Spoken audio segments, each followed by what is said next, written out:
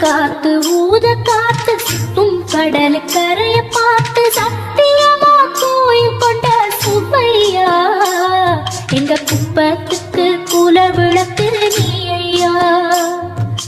வாட காத்து வீச பார்த்து அலையை எதிர்த்து வலைய போட்டு மீன் பிடிக்கும் தொழில் நடக்குது முத்தையா.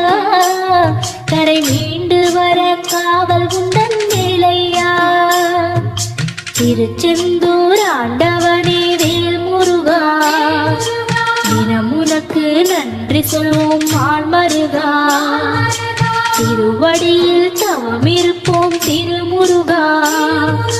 தீப்பெழுது நலமெனவே